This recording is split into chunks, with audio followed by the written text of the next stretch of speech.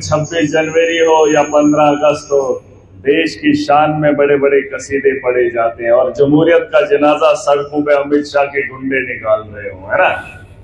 तो जमहूरियत को बचाने के लिए इन्होंने तो पूरा इंतजाम किया था। बाबा साहब अम्बेडकर के उस संविधान को, जिसने हमें ये ताकत दी, जिसने ये त्योहार दिया, है कि नहीं।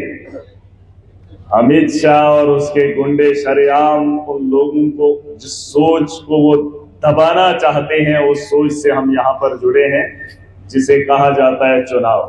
बहरहाल मैं जम्मू कश्मीर से आता हूँ, डोडा की विधानसभा है, वहां के लोगों ने आम आदमी पार्टी का जो विधायक बनाया वो हम ही है। हमारा कोई सियासी वजूद नहीं रहा है, न शक्ल से लगते हैं और न खानदानी सियासतदान है। बस एक दर्द था, मजलूम के लिए कुछ करने को मन करता था। अपने घर को बेहतर बनाया जा सकता था, लेकिन दूसरे के घर को उजड़ते हुए देख नहीं सकता था। तो सियासत के मैदान में अपने आप को देखना जरूरी समझा। किसी ने सोचा नहीं था। मुझे तो अपने घर वाले कहते थे कि पागल हो गया है सियासत के मैदान में और आम आदमी पार्टी के साथ 2013 से। भाई मुश्किल है। अरविंद केजरीवाल जी जब जम्मू कश्मीर आए तो हमारी जीत के साथ आए, उससे पहले कभी नहीं आए। इतनी हिम्मत करी होगी हमने। बस जम्मू कश्मीर के अंदर भी हमने स्कूल बेहतर बनाने थे। जब मैं पढ़ा करता था तो हमारे स्कूल में बिछोना भी नहीं था, और आज भी 2-3 कमरों से ज्यादा कमरा नहीं है। और जब हमारे बच्चे वहां स्कूल में जाते हैं तो क्या हासिल करेंगे, है? मेरे साथ अभी दोस्त था, कहा इस बाजार में थोड़ा रौनक है, कुछ और जगहों पर भी गए तो वहां दम घुटता है ना। अच्छा अगर खाना पीना ना भी हो लेकिन माहौल अच्छा है तो अच्छा लगता है कि नहीं? लगता है नहीं लगता है? तो उन्हें यहाँ भीड़, यहाँ की दुकानें, यहाँ का लोगों का उठना बैठना अच्छा लगा तो सब अच्छा लगा। बहरहाल मैं कल भी कहा, पहले भी कहा और कई सालों से कहता आ रहा हूं, हमारे जम्मू कश्मीर में भी राजनीति इसी तर्ज पे होती थी जो आज से 10 साल पहले दिल्ली के अंदर होती थी। धर्म को मुफ्त में बांट लो, सत्ता पे खुद बैठ जाओ। ये आसान सा तरीका है। चाहे उधर के हों या इधर के हों, दो को लड़ाओ, खुद सत्ता पे बैठ जाओ, फिर धर्म को भूलकर लोगों को लूट कर खाते जाओ। ये है राजनीति। और आज भी देखो, कटोगे बटोगे, बस यही तरीका है। जज्बात की सियासत हो, कटोगे बटोगे, वो उसको इकट्ठा करेगा, वो इसको इकट्ठा करेगा। लेकिन एक शख्स है जो इस देश के आईन को भी बचाना चाहता है और हमारी नस्लों को भी बर्बादी से बचाना चाहता है। और जिसने किया, चाहे यहां ना हुआ वो बगल में हुआ। मुझे एक दोस्त कहता मैं लाखों का मालिक हूं। मैं आज एक दुकान पे गया था, मैंने बोला ये थोड़ा सा कटिंग करवाएंगे। मैंने बोला भाई साहब वोट किसको? कहता यार हमारा क्या, हम तो किसी को भी नहीं। मैंने बोला फिर वो नाई मुझे कहता है भाई साहब ये बैंक का मुलाजिम है, यूपी के अंदर इसके पता नहीं कितने कनाल जमीन है, लाखों का मालिक है। कहता इसको क्या फर्क पड़ता है? कहता इसको बिजली क्या चाहिए, ये तो खरीद भी लेगा। मैंने बोला भाई साहब फिर तो इंसान ही नहीं हो। अगर आपको बिजली नहीं चाहिए आप खरीद सकते हो, लेकिन अगर किसी गरीब को आपकी वजह से मिल रही है तो आप भी उसके हकदार हैं।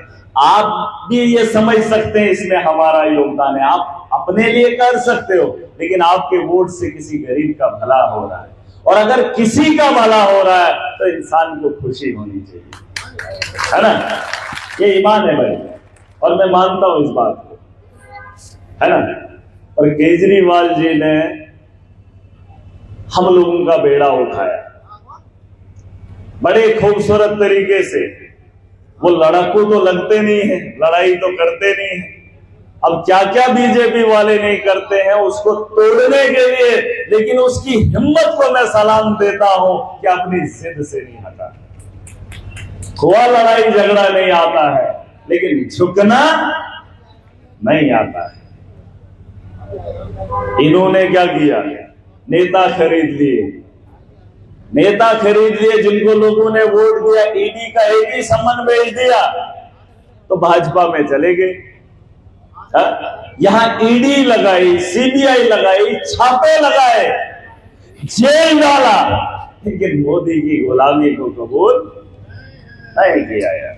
समझने वाली बात है। अगर आपको पुलिस थाने में ले जाए, फिर कोई नेता छुड़ाने आ जाए, नस्लों की नस्लें उसकी गुलाम हो जाती है। होती नहीं होती भाई साहब? वैसी सत्ता को, वैसी ताकत को क्या करना जो एक इंसान को जेल से छुड़ा ना पाए। सही बोल रहा हूं? अरे पैसा किस लिए होना चाहिए, ताकत किस लिए होनी चाहिए? जेल जाने के लिए। अरे इसलिए होनी चाहिए ताकि सुकून से जिंदगी इंसान जी सके। लेकिन पूरा मंत्रालय जेल के अंदर डाला। मोदी को खटकता है केजरीवाल, क्योंकि वो इस देश को बेहतर बनाना चाहता है। और ये धर्म का चुनाव नहीं है, धर्म का तो है ही नहीं। था चलो मनी मन आगे का पीछे, अब ये थोड़ा टोकना अच्छा नहीं लगता है। इंसान थोड़ा डिस्टर्ब नहीं, याद नहीं रहता किस मुद्दे पे बात छेड़ी थी। लेकिन बहरहाल हाँ, धर्म का तो चुनाव है नहीं, न ये मुसलमानों का है, न ये हिंदुओं का है। ये इस मुल्क की सालमियत को बचाने के लिए है। ये इस मुल्क की खूबसूरती है कि अपने मुस्तकबिल के लिए हम इकट्ठा हुए हैं। ईद का त्यौहार मना लो, दिवाली मना लो, लेकिन इस त्यौहार को इकट्ठा मनाना ये बड़ा खूबसूरत है। और इंसानियत के लिए, इंसानियत के लिए, इसके अलावा कोई भी मामला हो तो मैं नहीं मानता। मैं देख रहा हूं जज्बाती तकारीरें होती हैं यहाँ पर। औखला के अंदर भी मुसलमानों का बड़ा जमावड़ा है, अच्छे अच्छे लोगों का। एक बुजुर्ग को पूछा क्या माहौल है, चाचा बोला भाई साहब अवैसी साहब बोल रहे हैं झाड़ू को नहीं देना, गटर में डाल देना। बताओ क्या करें? मन तो करता था उसका, कहता वो भी हमारे ही हैं। कहा उसने बोला तो बताओ आप क्या करें, मगर मैंने उसे नहीं बताया था मैं कौन हूं। मैंने कहा आप मुझे बताओ वोट क्यों देना है, क्यों देना भाई? एक आदमी की जज्बात की फिक्र आपको है, लेकिन कितने करोड़ों लोगों के मुस्तकबिल का खतरा भी तो है। करोड़ों लोगों की उम्मीदों पे पानी भी तो फेर रहे हो। कितनी माओं को 2100 रुपया मिलने वाला है, जितनी महिलाएं 18 साल से ऊपर उन्हें केजरीवाल तो दे रहा है, दे रहा है। पक्की बात है, गारंटी है उस बात की। और अगर कोई और ले गया तो 2100 खाते में नहीं आने वाला। ये तो नई स्कीम है। और पुरानी जो 24 घंटे बिजली है वो तो पैसा पता नहीं मिलेगी नहीं मिलेगी, लेकिन बिजली का बिल पक्का आएगा। आएगा नहीं आएगा? 24 घंटे नहीं आएगी। और यहां पर मैंने देखा यूनिवर्सिटी भी है। यहां पर ओखला के अंदर अलग अलग स्टेट से लोग भी बसे हैं, और हो सकता है इस पीछे वाली भीड़ में जम्मू कश्मीर के लोग भी होंगे। हैं जम्मू कश्मीर में सब बिजली के पावर प्रोजेक्ट हैं, हजारों मेगावाट। यहाँ नौजवान पढ़ा लिखा है, सर्च मार लेना, डोल हस्ती है, दौर वोर कोई प्रोजेक्ट है हमारे अपने चुनाव वैली में, पता नहीं कितने। लेकिन घंटों बिजली नहीं देखते हैं, घंटों किराया भी देना चाहते हैं, पैसा भी देंगे और देते भी हैं, लेकिन बिजली नहीं देखते हैं। मैं जंग लड़ता हूं, मेरे चुनाव से हजारों मेगावाट की बिजली तैयार होती है, लेकिन मुझे नहीं मिल रही। पूछ लेना, पूछ लेना। और हमारी सरकार ने इस बार वहां ऐलान किया 200 यूनिट हम भी फ्री देंगे। मुझे एक आदमी ने कहा क्या लगता है 200 यूनिट बिजली फ्री मिल रही है? मैंने बोला जनाब अगर पूरी एक छत की 4-5 मंजिल को हम कंटिन्यू मतलब ये ऑन करें ना, बिजली का सारा तामझाम करें, तो 4 महीने 5 महीने भी हम 200 यूनिट इस्तेमाल नहीं कर पाएंगे। बोला भाई साहब ऐसा क्यों?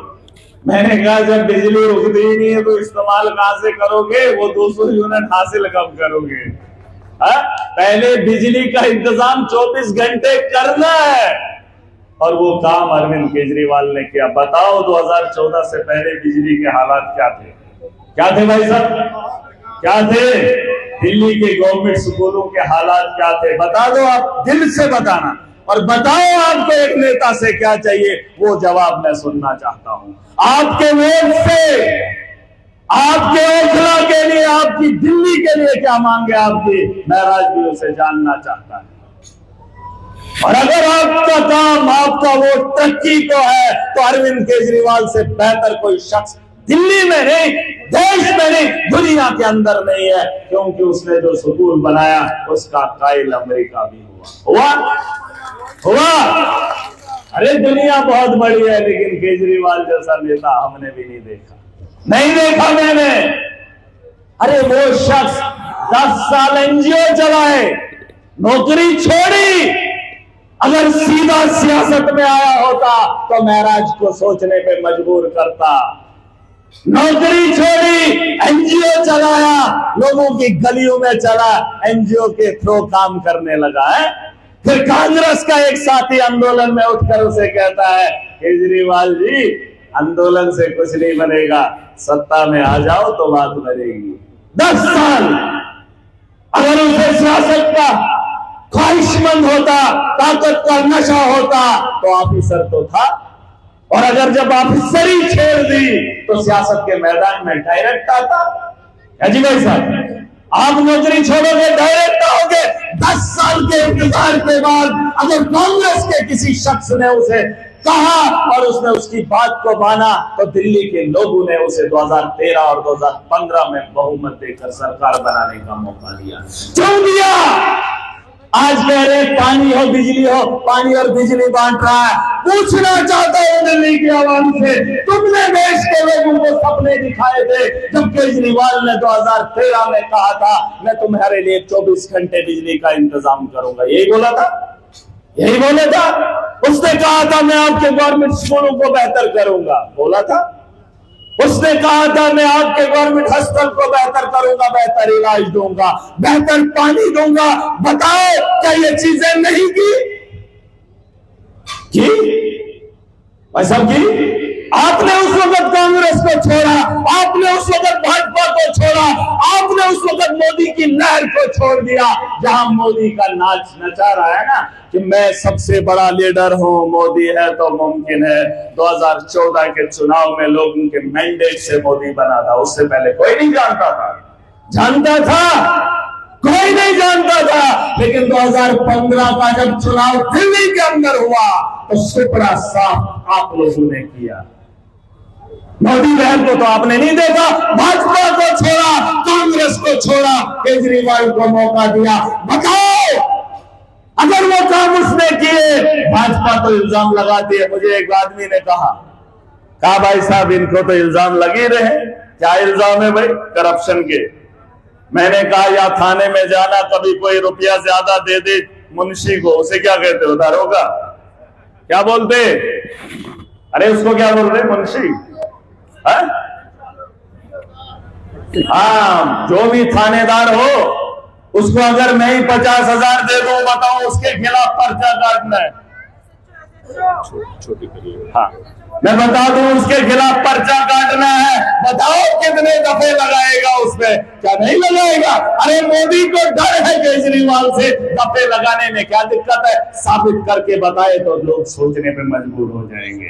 तुम डराना चाहते हो, तुमने सरकारें तेरी, तुमने विधायक खरीदे, तुम दिल्ली की गलियों में गुंडागर्दी करते हो। तुमने मुझे कल रात की बात बता रहा हूं, 1 बजे मुझे होटल से निकाला, वो वीडियो मैंने उठाया, मैं उसके पास गया, मैंने कहा भाई साहब क्या मामला? ये यहाँ का मामला है, ऊपर का। मैं रात को रुका था, रात के 1 बजे। कहा कि पुलिस वाले तंग करते हैं कि महराज को निकाल दो यहाँ से। मुझे होटल से निकाला गया, कहा आपको इजाजत यहाँ पर बैठने के लिए। मैंने उसे कहा मैं पैसा देता हूँ। कहता भाई साहब हमारी रोजी रोटी का मामला है, हमें छोड़ दो, हमें बख्श दो। मैं रात के 1 बजे वहां से उठकर निकल गया। ये गुंडागर्दी करेंगे और केजरीवाल को इल्जाम लगाने में कौन सा बड़ा मसला है? कौन सा बड़ा मसला है भाई? अरे कितने लोगों के झूठे दफा हैं? अरे साबित हो तो बात करेंगे। केजरीवाल का वारा पक्का है, आज जो बोल रहा है वो करके दिखाएगा। तुमने जो पहले चुनाव लड़ा, दिल्ली की आवाम के पास मौका है इतिहास लिखने का। अगर ये इतिहास लिखने, सुन लो मैं बता रहा हूं, अगर तुमने ये लिख डाला, देश की राजनीति बदल जाएगी। धर्म को छोड़कर इंसानियत के साथ लोग खड़े हो जाएंगे। वही पुराना दौर लौट आएगा जब हिंदू मुसलमान सिख भाई भाई कहलाते थे। इन लोगों ने धर्म को बांट कर राजनीति करने का काम शुरू किया। सुन ले, आप कहोगे कि झूठ बोल रहा है। यहाँ दिल्ली में आपने झाड़ू को चुना, जम्मू कश्मीर के पहाड़ों में लोगों ने महराज को वोट दिया। पता कर लेना, तिनका इकट्ठा करके लाया हो और जीत हासिल करके आया हो। हाथ में झाड़ू पकड़ा हूं, अपने जम्मू कश्मीर की सफाई का अभियान मैंने भी शुरू कर लिया है।